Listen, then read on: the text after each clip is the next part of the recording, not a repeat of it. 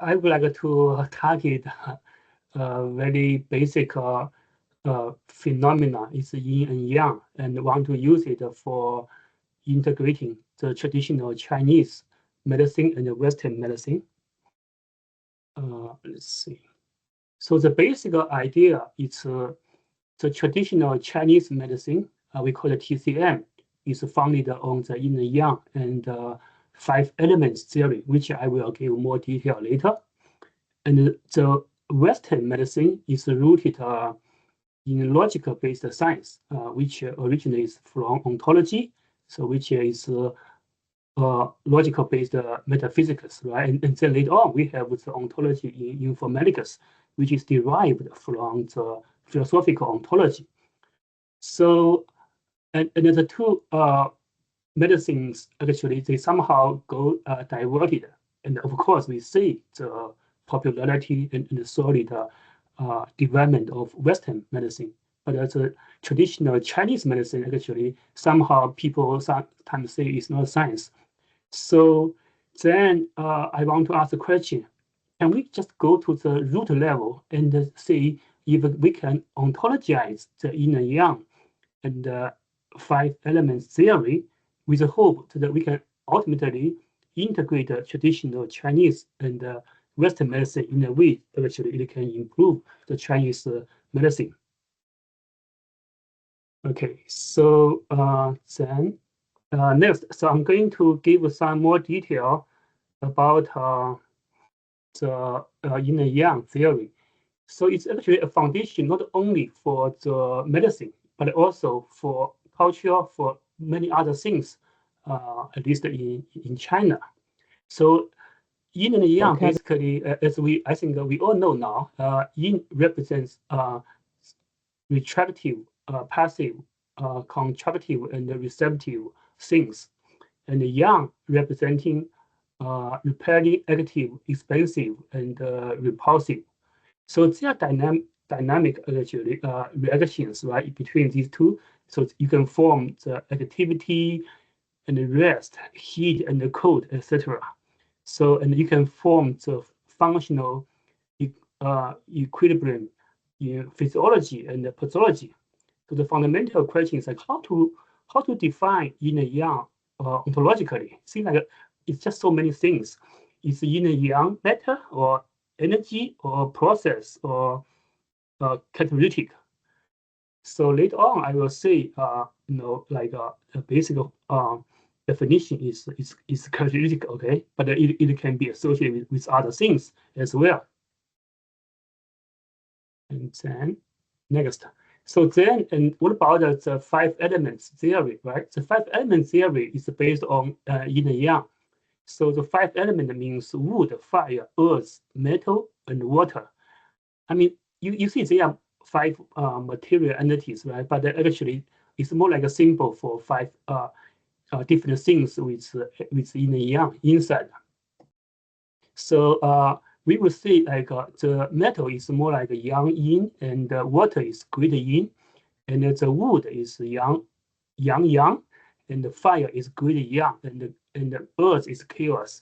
So you can see that there are some kind of mutation, I mean mutual generation and the mutual restriction here, right? So you can see wood can generate or engender fire, etc.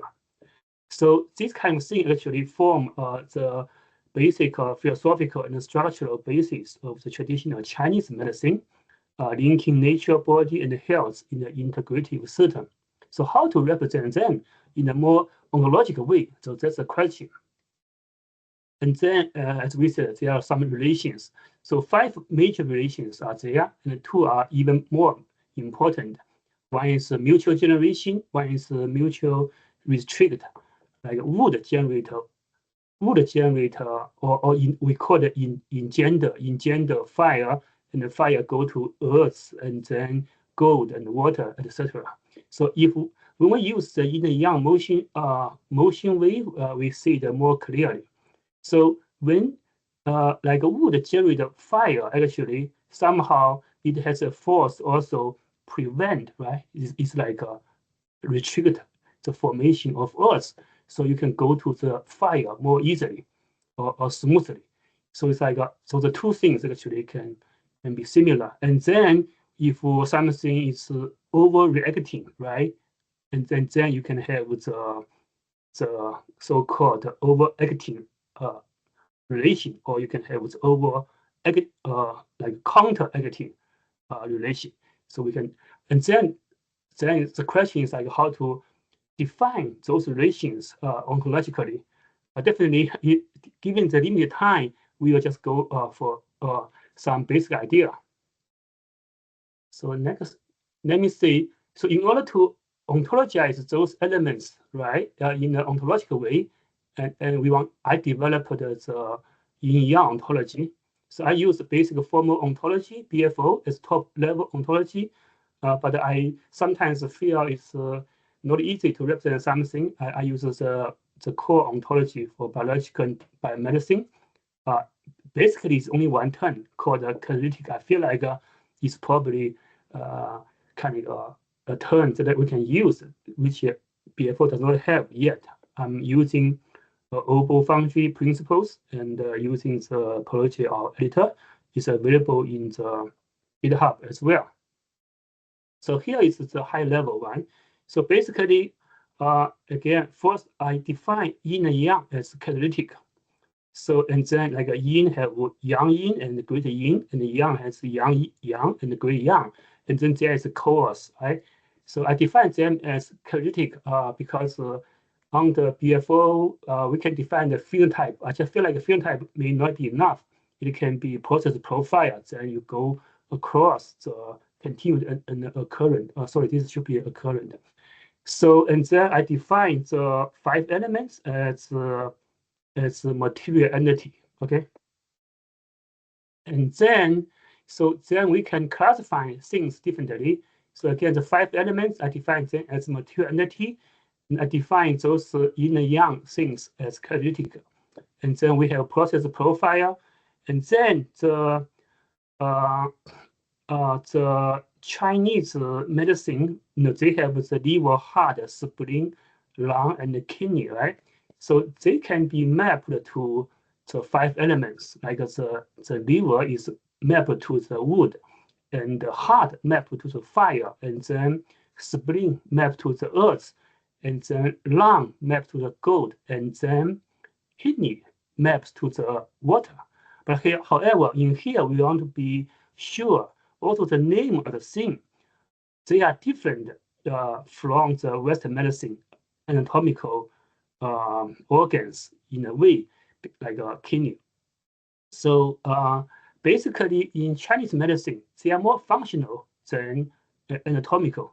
So, like for example, the kidney can include the TCM kidney can include the anatomical kidney, but it can also include the reproductive system as well in human body because it's a functional. It's just a functional thing. So it's like the water, right? So some more information we can discuss more in detail later. And then I generate different relations as well. For example, the mutual generation. Then I use a term called engenders. And for the mutual restrict, I use counters. And then for the overacting, I use over restricts. For the counteracting, I use over counters, right? So you can see wood engenders some fire, and gold counters some wood. But of course, here I use capital wood, so to make sure it's not as usual as we just think of wood, but because in this case, it's broader case of the 5-element wood, and the other things are the same idea. And then I generated the yin-yang ontology. So this is the using topology, right? So we can have the material entity, then we can have yang material entity, or yin material entity, or chaos. Yeah, this should be chaos. And then we have greater yang, right? And then we have, the fire is greater yang. Is more like greater yang material entity. And then we have the heart. hard is a TCM hard, right? The TCM hard basically is more like it's a fire.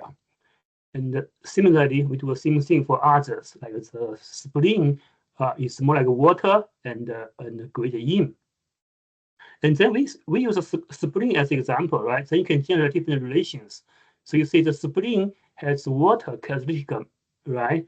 Water characteristic, and it counters the heart and engenders the liver and over triggers the heart. So this is the characteristic. So by doing this way, then we can actually separate the yin and yang and the 5 elements, in a more like an ontological way.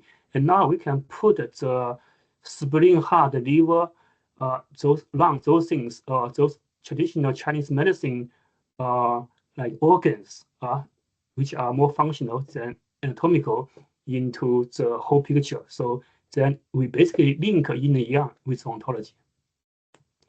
Then with the use case, right? Then I study a kidney, like a TCM kidney, and then the chronic kidney disease.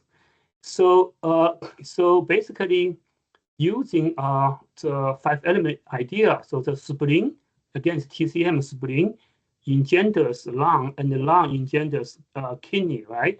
And then there is the over retreat counter and over counter retreat relations here. And then there's something actually here. There's also like a yin and yang. So like the spleen is more like an inside, right? This is stomach is outside.